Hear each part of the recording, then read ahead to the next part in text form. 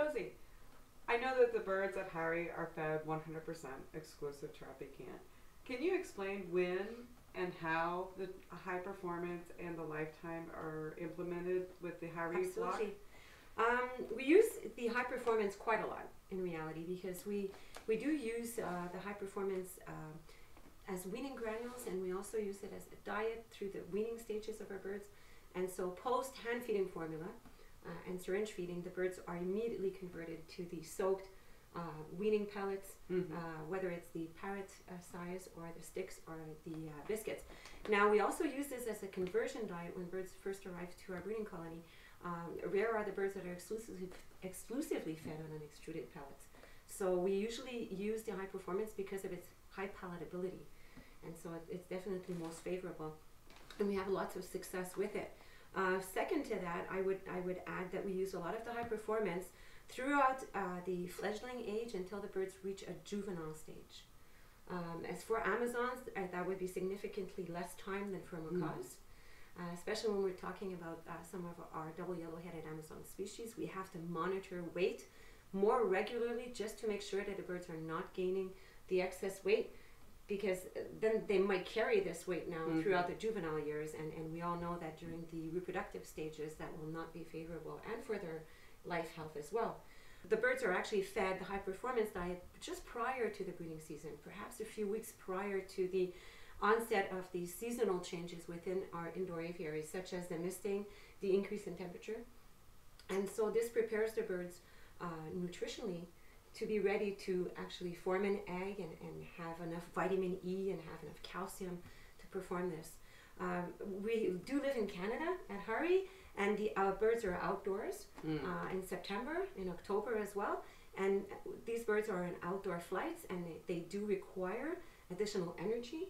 And so even for our juvenile birds that are in the outdoor aviaries, during these colder climates or seasons, will also receive occasionally some high performance. So Josie, when would the birds at Harry be using the lifetime formula?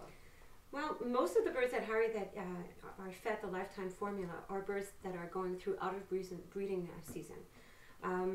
The birds that are also through their juvenile ages and have not yet reached the age of breeding will also receive mostly lifetime formula, because we don't want to increase the likelihood that they will put on some extra weight. There's also an exception to be made here at Harry, that we keep most of our conures and our Quakers on a lifetime formula practically 80% of the time. They're rarely fed the high performance diet. Even throughout some of the breeding stages, the birds are fed lifetime formula, and they do exceptionally well.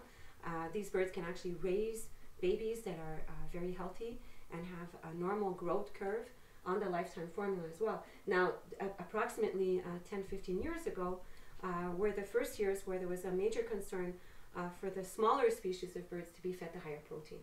And some of the research that we did at Harry in those days revealed that the birds were we were challenging their kidney too much with the high protein levels.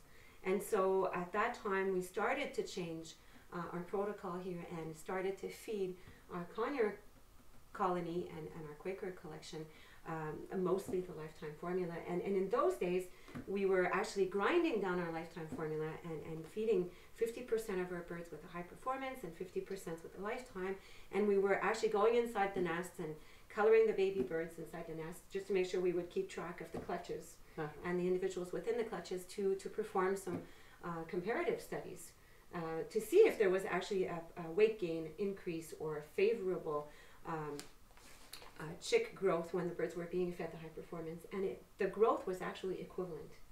Whether the birds were being fed the lifetime or the high performance, the growth was equivalent. And we then decided that for their health, we would then continue to feed these birds on the lifetime formula.